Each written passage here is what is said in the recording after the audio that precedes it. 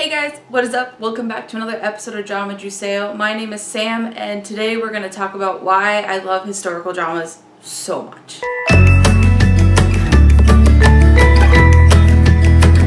So if you've been watching this channel for a long time, you know I have a bit of an obsession with historical dramas.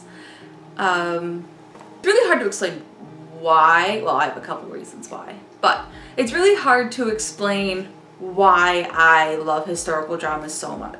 If you've watched this channel long enough or you've just started, you're going to hear a lot about a singular show that as the years go on will get older and older, but I think it's always going to hold a special place in my heart, and that is Scarlet Heart Rayo. And it's not for the reason you think.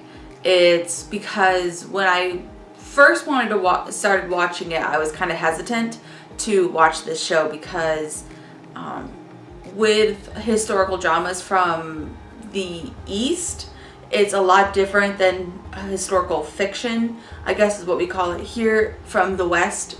With Western culture, I knew the history and I understood the politics and the clothing and all of that, and it was kind of a world I was comfortable in. The Korean dramas I was watching were much more modern Korean dramas, and so I understood that world and it was comfortable. But Scarlet Heart Rayo kind of reminded me a lot of one of my favorite American shows that I was watching at the time, which was Game of Thrones. And I love Game of Thrones. It's one of my favorite shows, and I'm super duper sad that like next year it's done. And I don't want to talk about it. I don't want to talk about it, but it's done next year, and that makes me sad. But it reminded me a lot of it because of the politics and the complicatedness of it. Even though it wasn't as complicated as Game of Thrones, there was like a lot of characters and a lot of moving pieces and a lot of drama and a lot of death and destruction, and it also had a little bit of a supernatural aspect to it, and I really like Supernatural. Not the show, but I like Supernatural because I loved Goblin. That was fantastic. And so it had like a supernatural piece to it, and so I was like, okay, I'll give into it. I will tell you what, one of my absolute favorite dramas. Which this isn't me recommending it, I'm just saying that like that was my first one. And the next one that I watched was Moonlight Drawn by Clouds, and that was so cute because I already had my heart broken through Scarlet Heart, and I was just like, I need something cute.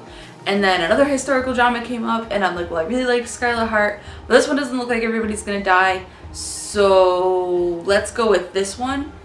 And I loved that one too, and like now I'm hooked. I think almost every single like dramas I'm looking forward to on X season or X month or whatever has some sort of historical drama attached to it. I love them so much is that it comes down to a couple of things.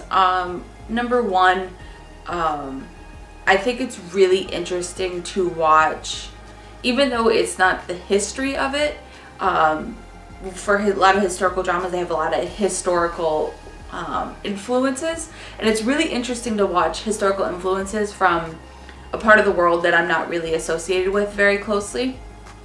With American high schools, we're taught our history, we're taught Western history, we're not really taught Eastern history unless you take a class specifically for Eastern history.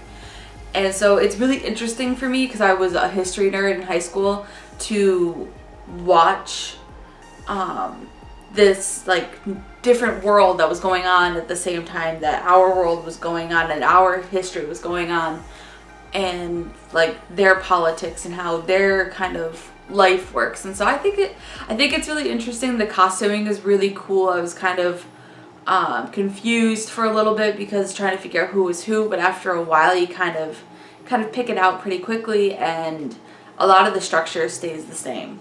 The other reason why I like it too, for the most part, there's a level of innocence that comes with it. They're not surrounded by technology. The drama's a little bit different. The drama's sometimes the same, but the drama's a little bit different, and I don't know, I find that there's some level of innocence in a lot of the relationships that happen in historical dramas, and I find that adorable, and that's kind of why I like them too, is like that like kind of subtle innocence with them is just so cute. And I'm really excited to watch 100 Days My Prince because I haven't watched that yet. and Morgan's already like, you need to watch it, you need to start it. So I'm starting it hopefully tomorrow, because I already studied for all my tests and my homework's done, and yay, not that you guys care, but my homework's done. Yeah, so I love historical dramas. I don't think there's ever going to be a time when I don't love historical dramas, and I'm excited to see the more that come out, and I'm excited to watch the ones that I have kind of lined up for me. And yeah, so do you guys like historical dramas too? If you do, leave a comment below. If you don't, leave a comment below. What style of dramas do you guys kind of gear toward? I know there's medical dramas, and there's like slice of life dramas, and I mean the F4 just won't die, but that's a different video. And yeah, so like, what kind of dramas do you guys like? So make sure you leave a comment below. If you like this video, make sure you give it a like, and then subscribe and hit the little bell if you want to see more.